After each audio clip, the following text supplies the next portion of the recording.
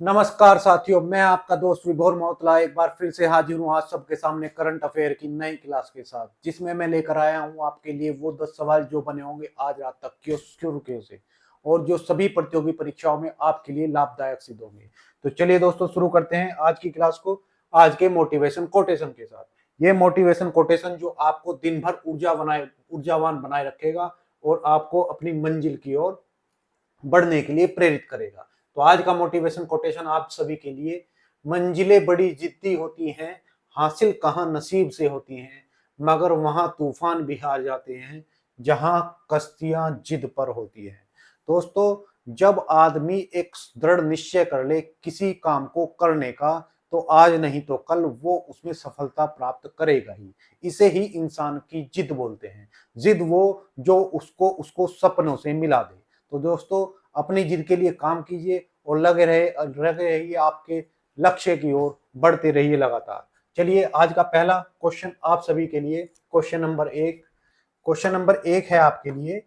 हाल ही में 2025 का नोबेल पुरस्कार भौतिकी के क्षेत्र में किन वैज्ञानिकों को दिया गया है? दोस्तों, अभी विश्व के सबसे ज्यादा ख्याति प्राप्त जो पुरस्कार हैं, जिन्हें हम नोबेल पुरस्कार के नाम से जानते हैं, नोबेल पुरस्कार, इनकी घोषणा हो चुकी है कि किन किन लोगों को दिया जाना है। अब ये 6 क्षेत्रों में दिए जाते हैं। 6 क्षेत्र कौन कौन से हैं? तो इनको दिया जाता है, इनको दिए जाने वाले क्षेत्र हैं भौतिकी, जिसे हम फिजिक्स के नाम से जानते हैं, भौतिकी, रसायन, साहित्य, चिकित्सा और शांति, और एक अंतिम है छठा, जिसका नाम है अर्थशास्त्र। तो इन 6 क्षेत्रों में हमारे यहाँ पर नोबेल पुरस्कार दिए जाते हैं। अब इनको देने वाली संस्था कौन है? तो रॉयल स्वीडिश एकेडमी ऑफ, देने वाली जो संस्था है उसका नाम है रॉयल स्वीडिश एकेडमी। इसके द्वारा इन पुरस्कारों को दिया जाता है। इस संस्था के द्वारा इन पुरस्कारों को दिया जाता है, एकेडमी ऑफ साइंसेस के द्वारा दिया जाता है। ठीक है, इनके द्वारा इसको दिया जाता है। ठीक, और कब दिया जाता है? तो इनकी जो शुरुआत हुई है वो 1901 में हुई। 1901 में 10 दिसंबर से दिया जाना शुरू किया गया। 10 दिसंबर में क्यों दिया जाता है? क्योंकि आप एक नाम से परिचित होंगे, जिनका नाम था एल्बर्ट नोबेल। क्या नाम था? तो उनका नाम था एल्फ्रेड नोबेल। और इन्होंने क्या किया था? तो इन्होंने डायनामाइट का आविष्कार किया था। ठीक है, तो डायनामाइट के खोजकर्ता थे, इनका नाम था एल्फ्रेड नोबेल। इनके नाम पर ही ये पुरस्कार दिया जाता है। कई बार एग्जाम में पूछा गया है कि इनके जन्म दिवस पर दिया जाता है या मृत्यु दिवस पर, तो इसका आंसर होगा इनके मृत्यु दिवस पर ये दिया जाता है। और इनकी मृत्यु कब हुई? तो 10 दिसंबर 1896 में इनकी मृत्यु हुई। और 10 दिसंबर को ही हम क्या करते हैं? इन पुरस्कारों का वितरण समारोह करते हैं। घोषणा पहले हो जाती है, जैसे अभी 2025 की घोषणा हो चुकी है, मिलेंगे 10 दिसंबर को। अभी किस क्षेत्र में मिला है? तो अभी ये चिकित्सा के क्षेत्र में मिला है। यहाँ पर कितने पुरस्कार दिए जाते हैं? तो 6 पुरस्कार दिए जाते हैं। इनमें से जो ये ऊपर के 5 पुरस्कार हैं, ये जो 5 पुरस्कार हैं, ये 1901 में शुरू हो गए। कब? 1901 में ये शुरू हो गए। लेकिन ये जो अर्थशास्त्र का पुरस्कार है, इसकी घोषणा 1968 में की जाती है और पहली बार 1969 में ये दिए गए। पहली बार 1969 में अर्थशास्त्र का पुरस्कार मिला था और बाकी पुरस्कार 1901 से दिए जा रहे हैं। अब ये जो पुरस्कार है, ये किसके द्वारा दिया गया? तो एक स्वीडिश केंद्रीय बैंक है। किसके द्वारा? तो स्वीडिश यानी स्वीडन की केंद्रीय बैंक। जैसे हमारे यहाँ की आरबीआई है, तो स्वीडन की एक केंद्रीय बैंक है। और इस केंद्रीय बैंक का नाम है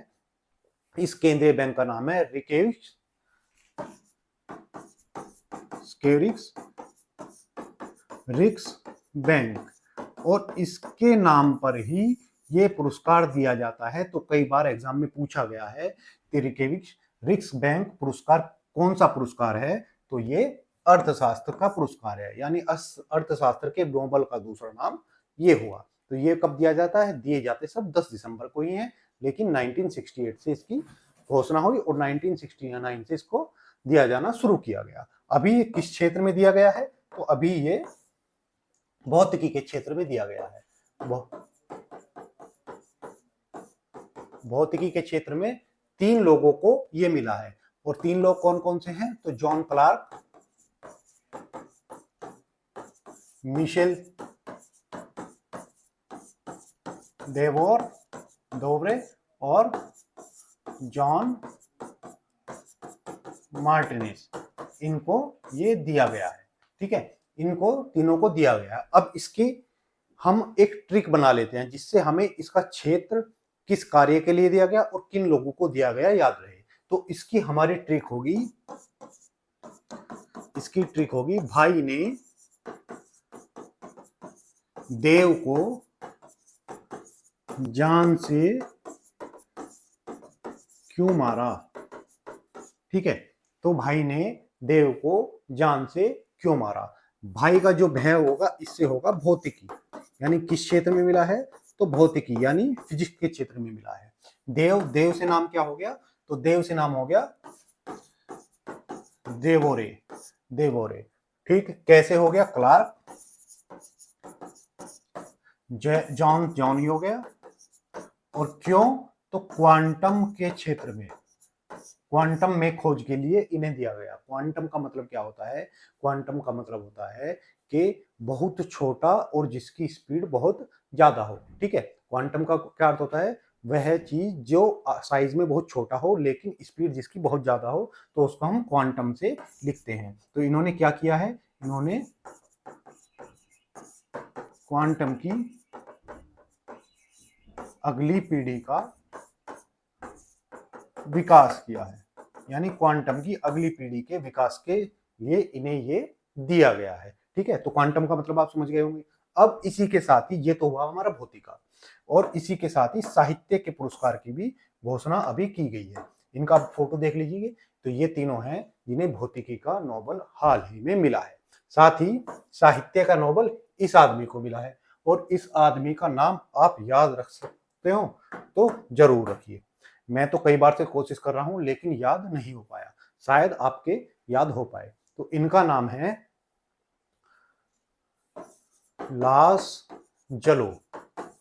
लासजलो। इनका नाम क्या हुआ? लासजलो क्रॉस जना राकोई। क्या नाम है? क्रॉस जना हर कोई। ये इनका नाम हुआ, क्रॉस जना हर कोई। तो लासजलो क्रॉस जना हर कोई को साहित्य का नोबेल मिला है। किसका? साहित्य का नोबेल पुरस्कार मिला है। और नोबेल पुरस्कार इनको किसके लिए मिला है? तो इन्होंने जो हमारा ग्रामीण समाज है, तो टूटते ग्रामीण समाज की, जो समुदाय की जो इन्होंने व्यथा बताई है, उसके लिए इनको ये पुरस्कार मिला है। ठीक है, तो इनको ये साहित्य का पुरस्कार दिया गया है। चलिए, तो ये हुआ हमारा क्वेश्चन नंबर 1। अब रिवीजन के क्वेश्चन देख लेते हैं पिछले महीनों के। इस बार मैं आपके लिए जुलाई के महीनों के रिवीजन के क्वेश्चन लेके आया हूं, ताकि आप जुलाई का भी रिवीजन कर सकें। हाल ही में हिंदी भाषा के साहित्य अकादमी पुरस्कार, किसके? हिंदी भाषा के साहित्य अकादमी पुरस्कार 2025 किसको मिला है? तो ये मिला हमारे प्रवेश यादव जी को। ये प्रवेश यादव जी को ये पुरस्कार दिया गया है। हाल ही में HAL को इसरो की किस तकनीक के निर्माण और व्यवसायीकरण की 511 करोड़ रुपए का सौदा हुआ है? तो जो हमारा SSLV है, यानी शॉर्ट सैटेलाइट लॉन्चिंग व्हीकल, इसके लिए किया गया है। हाल ही में भारत से गिनी को निर्यात किए जाने वाले पहले स्वदेशी लोकोमोटिव को किसने हरी झंडी दिखाई? तो ये हमारे PM मोदी जी ने हरी झंडी दिखाई है। हाल ही में NPCI द्वारा इनकम टैक्स पोर्टल पर किस नई सुविधा का शुरुआत की गई है? तो इन्होंने पेमेंट लिंक्ड सुविधा का विकास अभी किया है। तो ये था हमारा रिवीजन के 4 क्वेश्चन जो जुलाई महीने से थे। अब देखते हैं क्वेश्चन नंबर 2। हाल ही में किस देश ने 12,000 वर्ष पुराने मानव चेहरे वाला टी आकार का स्तंभ खोजा गया है? तो किस देश में मानव आकार का टी स्तंभ खोजा गया है, ये जानते हैं। दोस्तों, एक देश है जिसका नाम है तुर्की। तुर्की है, जिसका पुराना नाम क्या था? तुर्की। अब इसने अपना नाम कर दिया है तुर्की। पाकिस्तान का घनिष्ठ मित्र भी है, जैसा कि आप जानते होंगे। अब क्या है, यहाँ पर एक स्थान है जिसका नाम है करहा तपे। करहा तपे, यहाँ पर करहा तपे स्थान पर खुदाई चल रही थी। और खुदाई किसके लिए चल रही थी? क्योंकि यहाँ पर एक प्रोजेक्ट चल रहा है जिसका नाम है स्टोन हिल प्रोजेक्ट। कौन सा? तो स्टोन हिल प्रोजेक्ट, ये प्रोजेक्ट चल रहा है और इसकी क्या चल रही थी? खुदाई चल रही थी। इस खुदाई के दौरान यहाँ पर एक क्या मिली है? टी आकार का स्तंभ मिला है। क्या मिला है? टी आकार का स्तंभ, जिसका जो चेहरा है, चेहरा कैसा है?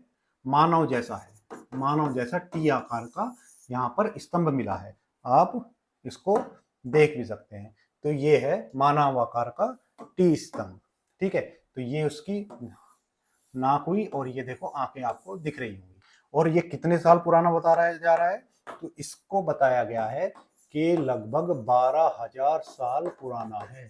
साल पुराना। ठीक है, तो आप सोचेंगे 12,000 साल पुराना कैसे हुआ? तो हमारे यहाँ पर एक तकनीक है जिससे हम चट्टानों का अध्ययन करते हैं। और चट्टानों का अध्ययन करने की जो कला है, चट्टानों का अध्ययन जो किया जाता है, उसको हम क्या कहते हैं? पेडोलॉजी। क्या कहते हैं? पेट्रोलॉजी। पेडोलॉजी तो हो गया भूमि का, पेट्रोलॉजी। ठीक है, पेट्रोलॉजी के द्वारा पेट्रोलॉजी करते हैं, यानी चट्टानों का अध्ययन करते हैं। अब इसमें चट्टानों के अध्ययन में हम किसका प्रयोग करते हैं? अगर आपसे कोई पूछ ले चट्टानों के अध्ययन में किसका, तो यूरेनियम का उपयोग करते हैं। जैसे कोई मानव कंकाल हो तो उसको हम कार्बन 14 के द्वारा, कार्बन डेटिंग के द्वारा उसकी उम्र पता करते हैं। ऐसे ही यूरेनियम का प्रयोग कर कर हम चट्टानों की उम्र ज्ञात करते हैं। अभी कहां पर मिली है? तो तुर्की में मिली है। कितने वर्ष पुरानी है? तो ये लगभग 12,000 साल पुरानी है। अब देखते हैं तुर्की कहां पर है। ठीक है, ठीक है, तो ये हो गया हमारा कहां पर? तुर्की। ये तो यहीं पर ही खोल लेते हैं।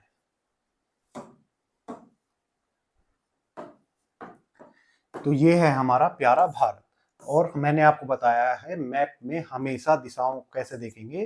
तो भारत से हमें देखनी है तो भारत में प्लस का निशान बनाएंगे। इधर वाली दिशा ईस्ट यानी पूर्व, इधर वेस्ट यानी पश्चिम, ऊपर नॉर्थ और नीचे साउथ। अगर भारत से हम पश्चिम में चलें तो पश्चिम में ये अरब प्रायद्वीप पड़ गया और अरब प्रायद्वीप से ऊपर ये हो गया तुर्की। ठीक है, तो ये क्या है? तुर्की है, जिसको मैं आपको अभी अंडरलाइन कर देता हूँ, बॉर्डर इसके बना देता हूँ, कभी बॉर्डर विवाद हो जाए। ठीक है, तो ये हो गया तुर्की।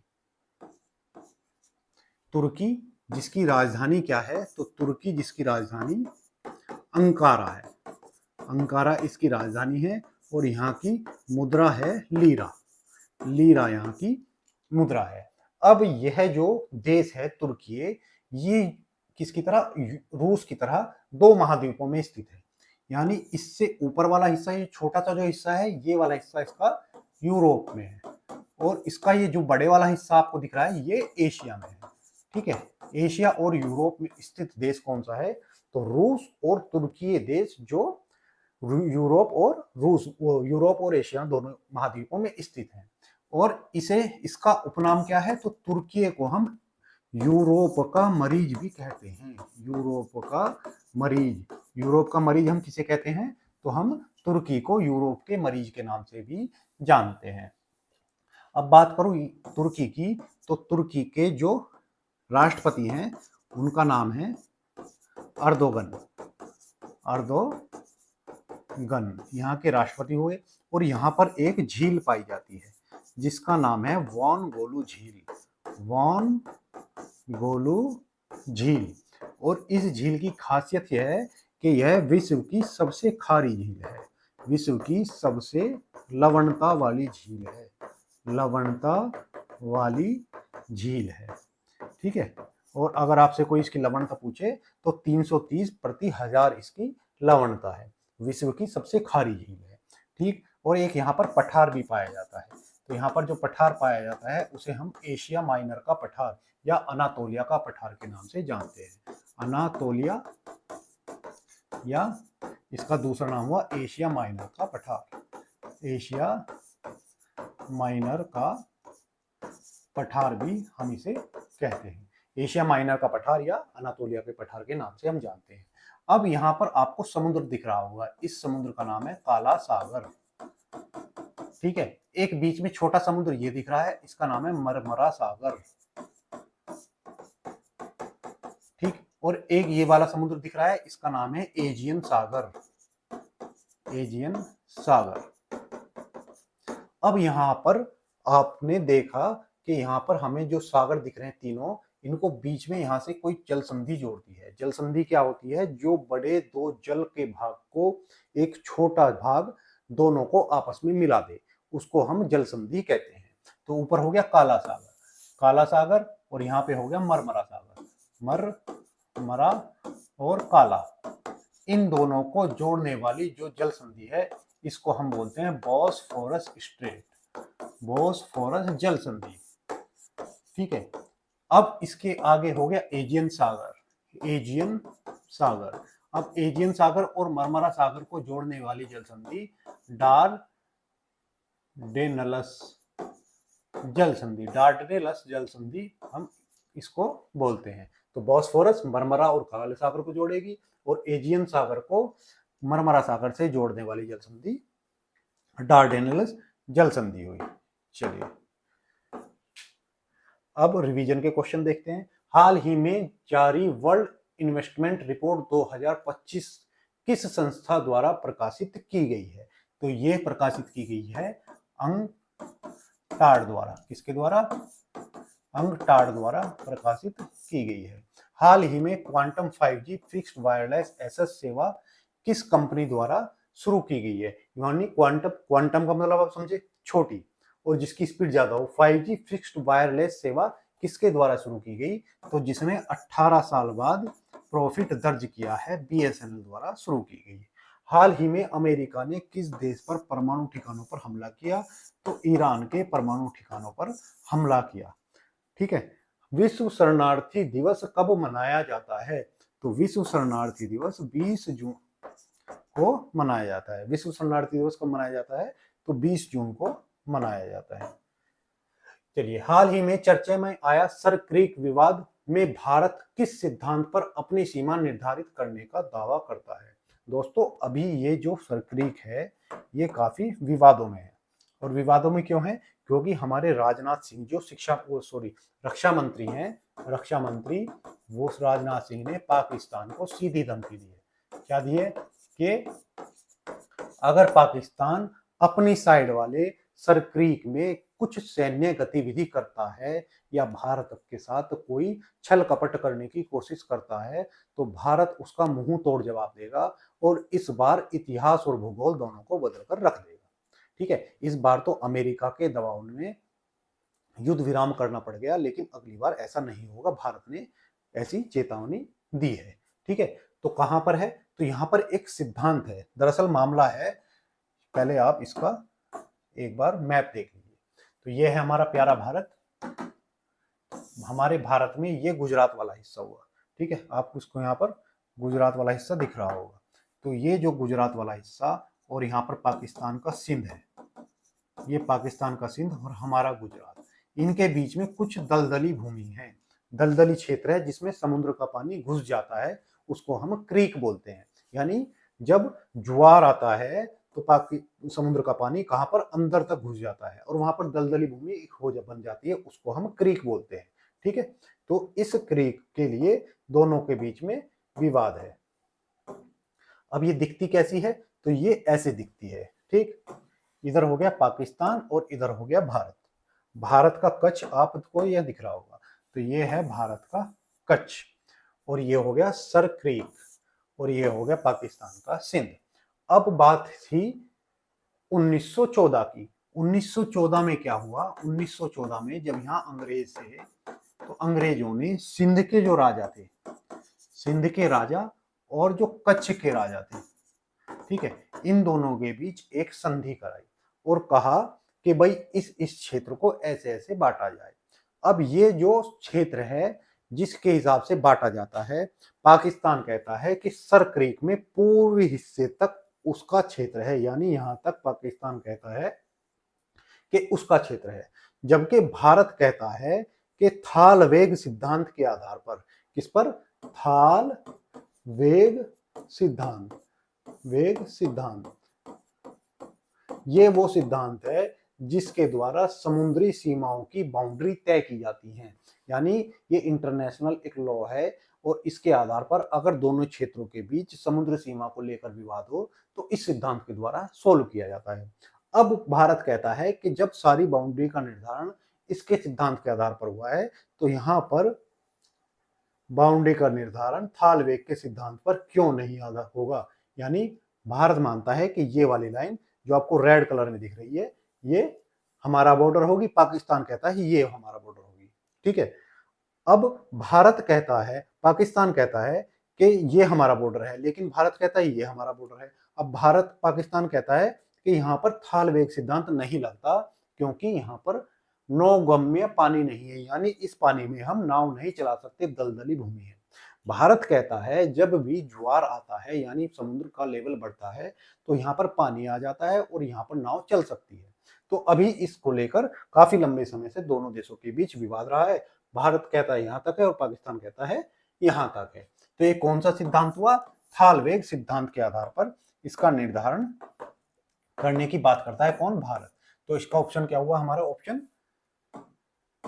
क्वेश्चन नंबर 3 का ऑप्शन हुआ हमारा बी, थाल वेग सिद्धांत, यानी थाल वेग सिद्धांत के आधार पर भारत इसका बंटवारा करना चाहता है। अगर बात करूं इसकी लंबाई की तो जो सर क्रीक है इसकी लंबाई 96 किलोमीटर है। अगर ये पाकिस्तान इधर मांग ले तो ये बहुत बड़ा क्षेत्र हो जाता है, ठीक है। तो किसके बीच है, पाकिस्तान के सिंध और भारत के गुजरात के बीच वाला ये क्षेत्र है, ठीक। चलिए, तो थाल वेग सिद्धांत किससे संबंधित है, तो थाल वेग सिद्धांत हमारा किससे, सर क्रीक विवाद से संबंधित है, इसके आधार पर हम इसका बंटवारा कर रहे हैं। अब बात करें गुजरात की, तो गुजरात हमारा यहाँ पर हो गया, इसकी राजधानी इसकी क्या है, गांधीनगर, गांधीनगर। इसके सीएम भूपेंद्र पटेल, भूपेंद्र रजनीकांत पटेल। यहाँ के जो राज्यपाल हैं तो राज्यपाल का नाम क्या हुआ, आचार्य देवव्रत, ठीक है। यहाँ का जो हाई कोर्ट है तो वो कहाँ पर है, तो अहमदाबाद में यहाँ का हाई कोर्ट है। बात करूं यहाँ पर गांधीनगर किस नदी के किनारे है, तो गांधीनगर साबरमती नदी के किनारे स्थित है, ठीक। और यहाँ के नृत्यों की बात करें तो गरबा, डांडिया, पनिहारी, लाशिया, रासलीला, ये यहाँ के प्रमुख नृत्य हो गए। बात करूं यहाँ के नेशनल पार्क कौन से हैं, तो कच्छ, मरीन, कृष्णमर्ग, वसंदा, वेलावदार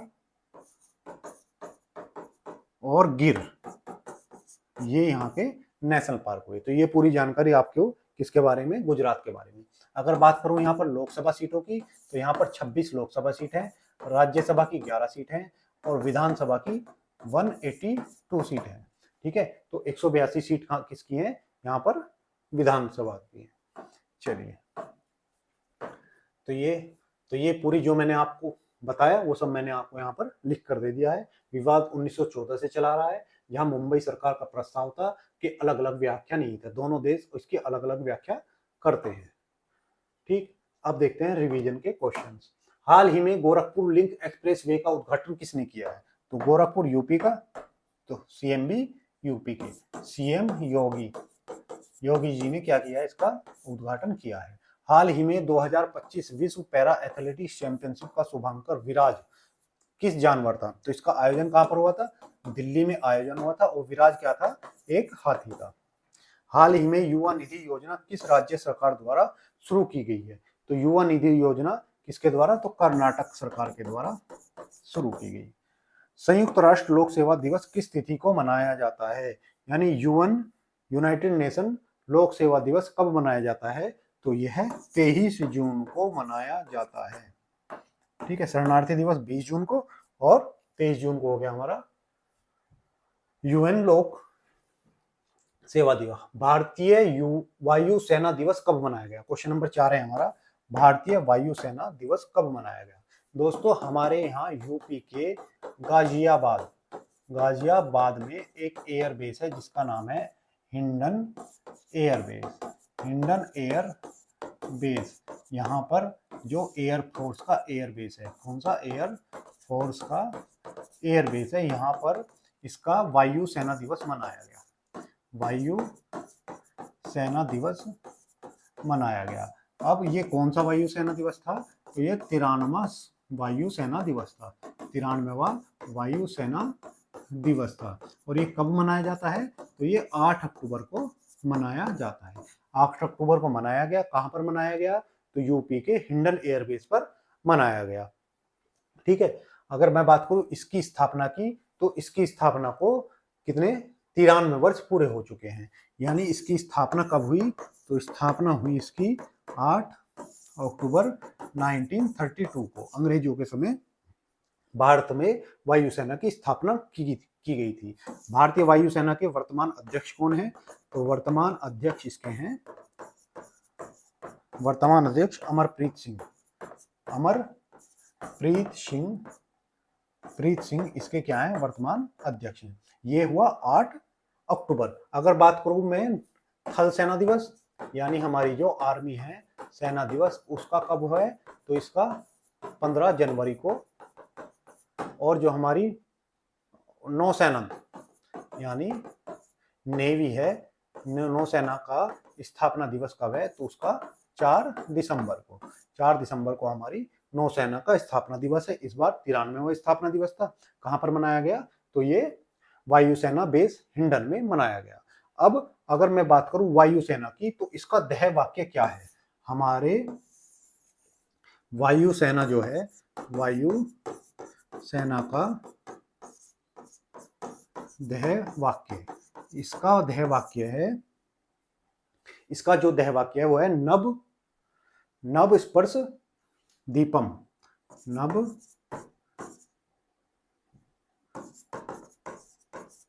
स्पर्श दीपम। ठीक है, यानी touch the sky with glory. क्या हुआ? Touch the sky with glory, इसका क्या हुआ? ध्येय वाक्य। ये कहां से लिया गया है? तो ये भगवत गीता अध्याय 11 से इसको लिया गया है। भगवत गीता अध्याय 11 से इसको लिया गया है। Touch the sky with glory इसका ध्येय वाक्य हुआ। ठीक है, अभी हमारे अक्टूबर में कौन कौन से दिवस मनाए गए, एक बार हम उस पर भी नजर डाल लेते हैं। तो सबसे पहले हमने 1 अक्टूबर को हमने क्या मनाया? वृद्धजन दिवस, वृद्धजन और कॉफी दिवस दोनों हमने मनाए।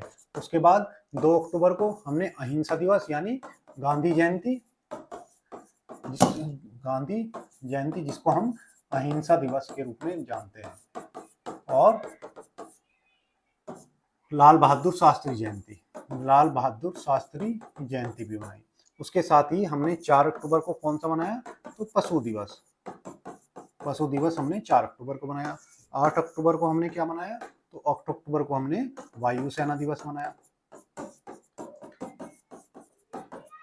ठीक है, और साथ ही हम 9 अक्टूबर को कौन सा दिवस मनाने जा रहे हैं?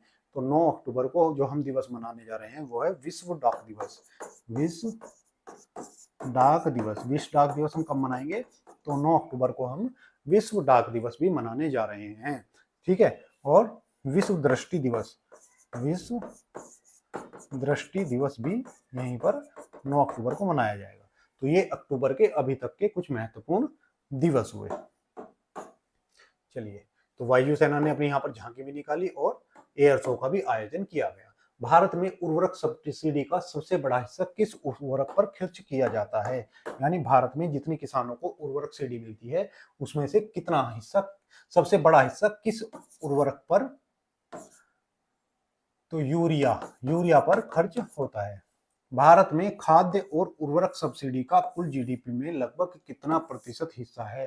यानी भारत में जितनी खाने के लिए खाद्य सब्सिडी दी जाती है उसमें उर्वरक सब्सिडी कुल जीडीपी का कितना है? तो 2% हिस्सा जीडीपी में उर्वरक सब्सिडी में जाता है।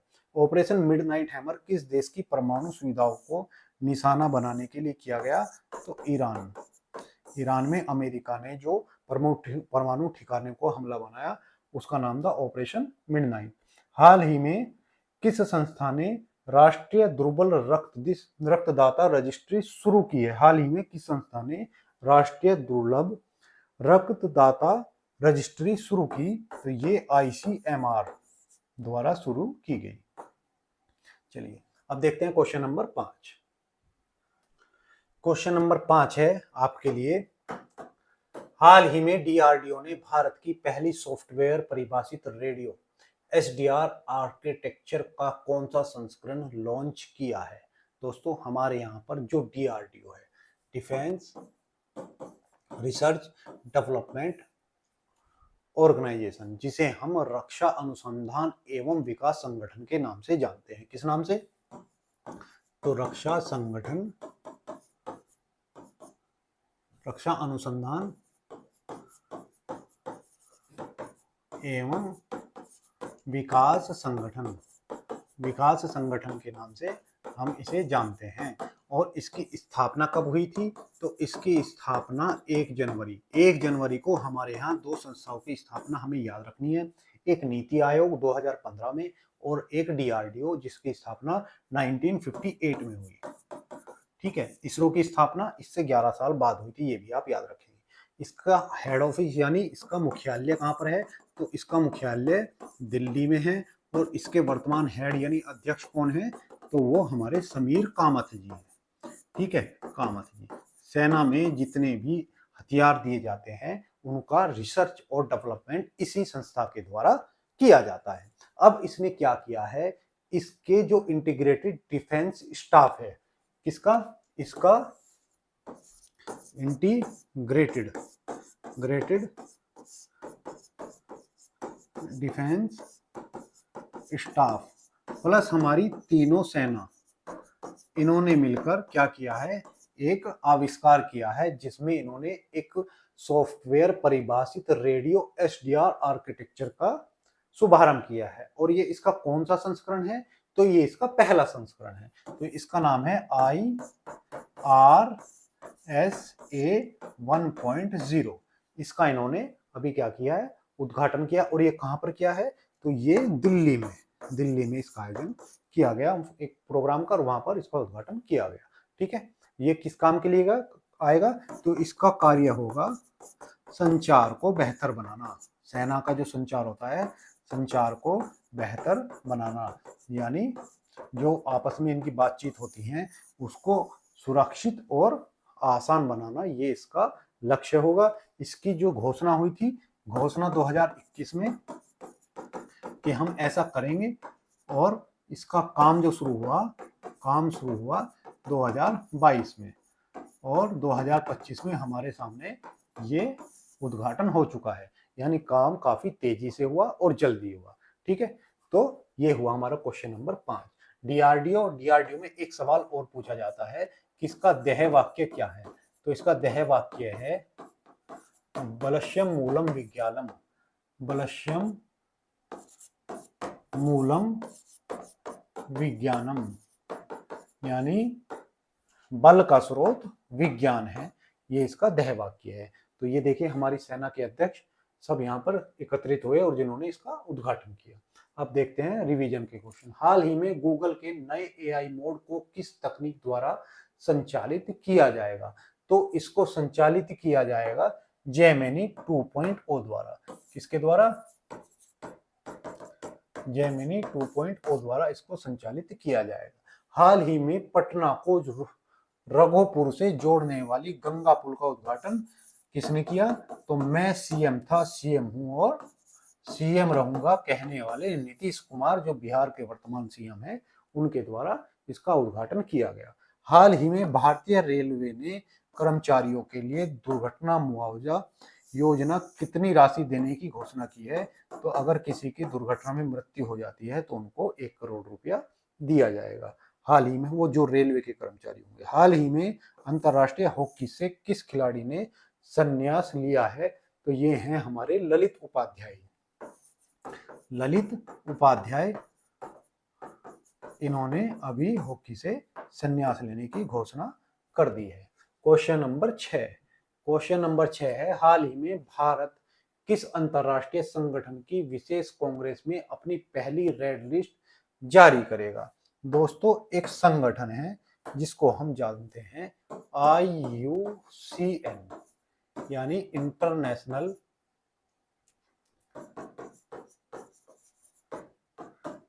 यूनियन कंजर्वेशन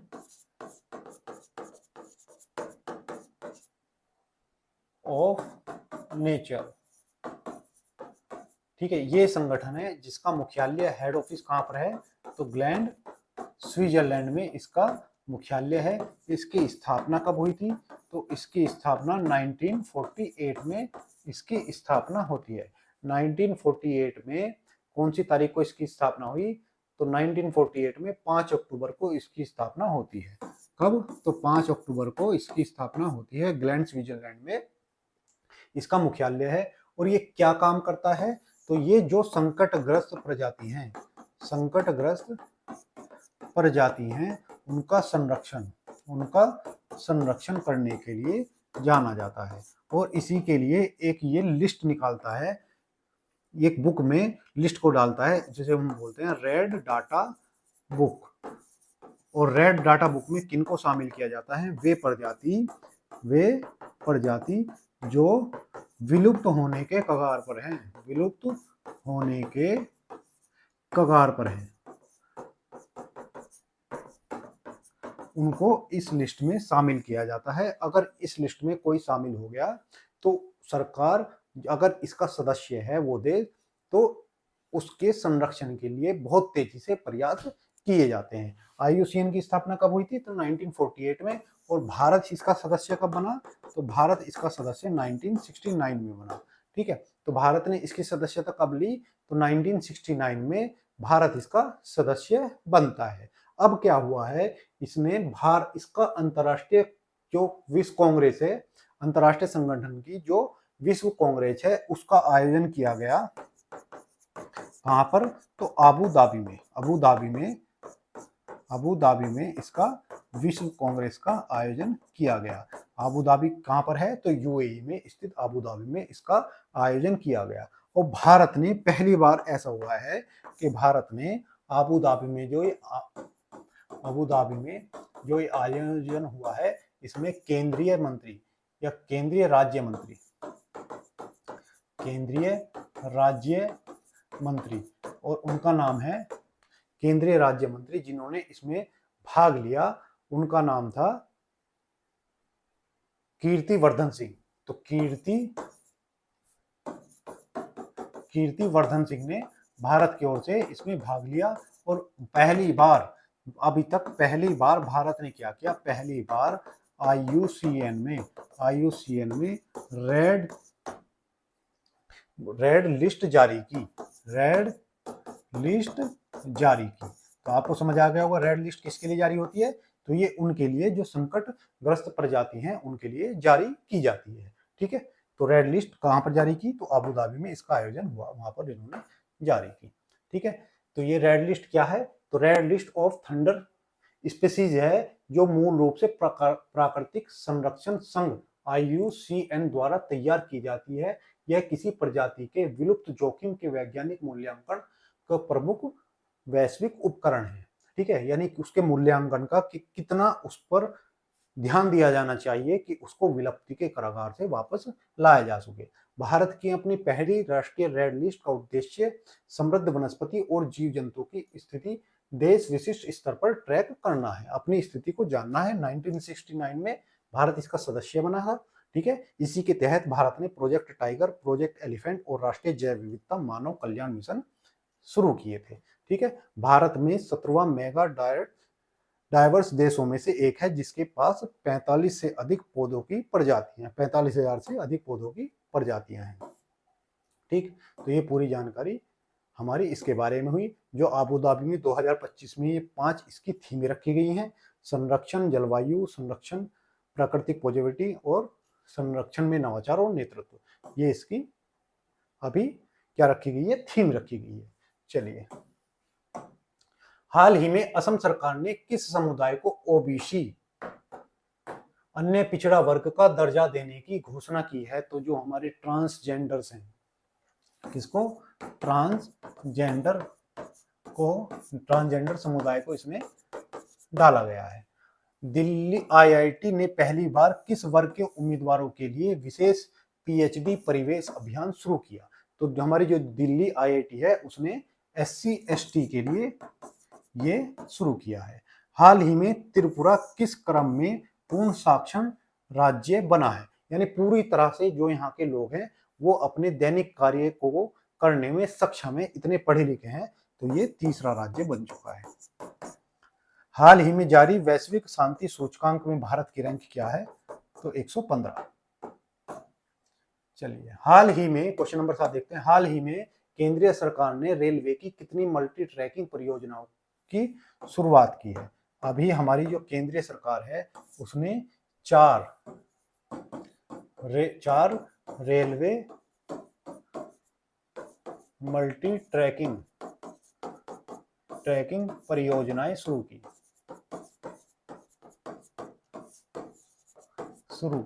और इसके लिए लागत कितनी आनी है? तो इसके लिए जो लागत आने वाली है 24,634 करोड़ की लागत इसमें आने वाली है, ठीक है। इन 4 मल्टी ट्रैकिंग परियोजनाओं में 24,634 करोड़ की परियोजनाएं आने वाली है, जो लागत आने वाली है। और इसमें कितने राज्यों से? तो 4 राज्यों में ये शुरू की जाएगी। और वो 4 राज्य कौन कौन से हैं? तो महाराष्ट्र, मध्य प्रदेश, आंध्र प्रदेश, महाराष्ट्र, मध्य प्रदेश और गुजरात और छत्तीसगढ़। इन 4 राज्यों में ये परियोजनाएं शुरू की जाने वाली हैं। 24,634 करोड़ की परियोजनाएं हैं। पहली कहां से कहां तक है? तो वर्धा से भावसुल तीसरी चौथी लाइन 314 किलोमीटर लंबी लाइन है, महाराष्ट्र में है। वडोदरा से रतलाम एमपी और वडोदरा गुजरात 259। गोंदिया से डोंगरगढ़ कहां पर? 84, महाराष्ट्र से छत्तीसगढ़। इटारसी से भोपाल बीना चौथी लाइन, ये मध्य प्रदेश में अभी शुरू करने जा रही है। कौन? हमारी रेलवे, ठीक है। तो ये हमारी रेलवे में बात करें रेलवे की, तो भारत में रेलवे का विकास, तो पहली पैसेंजर ट्रेन कब चली? भारत में पैसेंजर ट्रेन कब चली? तो 1853 में चली, ठीक है। कहां से? मुंबई से ठाणे के बीच। और इस समय हमारे गवर्नर जनरल कौन थे? तो इस समय हमारे गवर्नर जनरल थे लॉर्ड डलहौजी हमारे गवर्नर जनरल थे। अगर बात करें पहली मालगाड़ी कब चली थी? तो 1851 में चली। बात करें इलेक्ट्रिक ट्रेन कब चली? इलेक्ट्रिक ट्रेन भारत में कब चली? तो ये 1925 में चली, ठीक है। 1925 में भारत में इलेक्ट्रिक ट्रेन चल चुकी थी। भारत में वर्तमान में कितने जोन हैं? वर्तमान में रेलवे जोन कितने हैं? तो 18 रेलवे जोन है। और अभी जो नवीनतम रेलवे जोन बना है दक्षिण तटीय रेलवे। और इसका हेड ऑफिस कहां पर बना? तो इसका मुख्यालय बना था विशाखापत्तनम, जो कहां पर है? आंध्र प्रदेश में। ऐसे ही यूपी के बनारस में क्या किया गया? रेलवे ट्रैक पर सोलर पैनल बिछाए गए। सोलर पैनल बिछाए गए, ठीक है, रेलवे ट्रैक पर। चलिए, तो ये रेलवे से जुड़े सारे क्वेश्चन मैंने आपको यहाँ पर लिखा दिए। हाल ही में शुभांशु शुक्ला को किस मिशन के तहत अंतरिक्ष में भेजा जाएगा? तो शुभांशु शुक्ला जी अमेरिका के एक्सियोम मिशन के तहत, किसे, एक्सियोम मिशन, एक्सियोम 4 मिशन के तहत ये यहाँ पर जाने वाले थे। हाल ही में धरती बाबा जन भागीदार अभियान 2025 किस के सम्मान में शुरू किया गया? तो ये बिरसा मुंडा जी के सम्मान में शुरू किया गया। हाल ही में नासा के international air and space program को सफलतापूर्वक पूरा करने वाली पहली भारतीय कौन है? तो ये थी हमारी डोजी रोंगवी जानवी, इन्होंने सफलतापूर्ण पूर्वक किया। हाल ही में विद्युत शक्ति कार्यक्रम किस राज्य सरकार द्वारा शुरू किया गया? तो विद्युत शक्ति कार्यक्रम जो है वो हमारे आंध्र प्रदेश द्वारा हाल ही में शुरू किया गया था। चलिए, क्वेश्चन नंबर 8 देखते हैं। हाल ही में मेरा हऊ चोंगबा त्योहार किस राज्य में मनाया जाता है? तो ये त्योहार है मणिपुर। मणिपुर में एक जनजाति पाई जाती है, जनजाति, जिसका नाम है मैतेई। मैतेई जनजाति, जिसके द्वारा ये त्योहार मनाया जाता है, ठीक है। और ये किस लिए है? तो जनजातियों के आपस में भाईचारे को बढ़ाने के, जनजातियों के आपस में भाईचारे को बढ़ाना, ये इस त्योहार का क्या हुआ, उद्देश्य हुआ। कहां पर मनाया जाता है? तो मणिपुर में मनाया जाता है। मणिपुर हाल ही में वैसे चर्चा में भी रहा था, क्योंकि यहाँ पर जो मैती समुदाय है वहां के कुकी समुदाय के बीच, दोनों के बीच झगड़ा हुआ। तो यहाँ का जो समुदाय है, कौन से, मैती और कुकी, इन समुदाय के बीच यहाँ पर झगड़ा हुआ था, तो इसके लिए भी ये भी चर्चा में था। बात करें मणिपुर की, मणिपुर तो ये कहां पर है? तो ये हमारे उत्तर पूर्व में स्थित है, ठीक है। तो एक बार इसकी स्थिति भी देख लेते हैं, कहां पर है, उत्तर पूर्व में स्थित है। तो मैप में देख लेते हैं। ये जनजाति हो गई जो इस त्योहार को मनाने जा रही हैं। तो आप त्योहार भी याद रखेंगे, जैसे पोषण पाया महोत्सव कहाँ मनाया जाता है? तो श्रीलंका में मनाया जाता है। लोसर मैंने बताया था आपको, लद्दाख में मनाया जाता है, ठीक है। तो ऐसे ही पोषण पोया मणिपुर में मनाया जाता है। तो ये है हमारा मणिपुर, ठीक है। इसके ऊपर नागालैंड, इधर असम और नीचे मिजोरम। तो कौन कौन से राज्य हो गए इसके पड़ोसी? नागालैंड, ये वाला हो गया, ये वाला राज्य इसका असम, यहाँ से बॉर्डर साझा करता हुआ असम, और नीचे से इसका बॉर्डर साझा होता है मिजोरम से। और ये इंटरनेशनल बॉर्डर किसके साथ? तो म्यांमार के साथ इंटरनेशनल बॉर्डर साझा करता है। बात करते हैं यहाँ पर पाई जाने वाले या क्वेश्चन बनने वाले कौन कौन से तथ्य आपके एग्जाम्स के महत्वपूर्ण है। तो यहाँ के सीएम कौन हुए? तो सीएम यहाँ पर कोई नहीं है, क्योंकि यहाँ पर राष्ट्रपति शासन लगा हुआ है, ठीक है। राष्ट्रपति शासन लगा हुआ है तो राज्यपाल तो होंगे। तो राज्यपाल का यहाँ का नाम है अजय भल्ला। अजय भल्ला यहाँ के राज्यपाल हैं, ठीक है। और यहाँ की राजधानी क्या हुई? तो इम्फाल राजधानी हुई, राजधानी इम्फाल। यहाँ के अगर बात करूं त्योहार की या उत्सव कौन कौन से मनाए जाते हैं, तो सिरोही लिली महोत्सव, ठीक है, और कचाई लेमन, खोंगजोंग।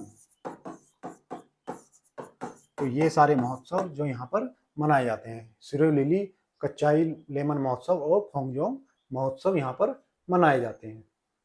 यहाँ का सबसे महत्वपूर्ण संगाई महोत्सव भी यहाँ पर मनाया जाता है। तो संगाई, खोंगजोंग, सिरोही लिली और कचाई लेमन यहाँ पर मनाया जाता है। साथ ही बात करें यहाँ के नेशनल पार्क की, तो नेशनल पार्क यहाँ पर केबुल, नामजाओ और सिरोही राष्ट्रीय उद्यान। ये जो केबुल नामजाओ नेशनल पार्क है, यहाँ पर एक झील पाई जाती है जिसका नाम है लोकटक झील, लोकटक झील। और यहाँ पर एक झील में फुमड़ी पाई जाती है, यानी जैसे झील हुई तो मिट्टी से निर्मित कुछ छोटे छोटे टापू हैं, जिन्हें हम क्या कहते हैं, जिन्हें हम कहते हैं फुमड़ी। फुमड़ी पाई जाती है। और यहाँ पर एक हिरन है जिसका नाम है संगाई हिरन। क्या नाम है? तो फुमड़ी पर पाया जाता है संगाई हिरन। और ये संगाई हिरन इन फुमड़ी से, एक फुमड़ी से दूसरी फुमड़ी पर जब कूदता है तो ऐसा लगता है जैसे ये नाच रहा हो, इसलिए इसे डांसिंग डियर के नाम से भी जाना जाता है। तो डांसिंग डियर आपको कहाँ मिलेगा? मणिपुर में मिलेगा। नाचोगे तो पैसा मिलेगा, डांसिंग मणिपुर। हाल ही में जारी इंडिया डाटा इंपरेटिव रिपोर्ट किस संस्थान द्वारा जारी की गई है?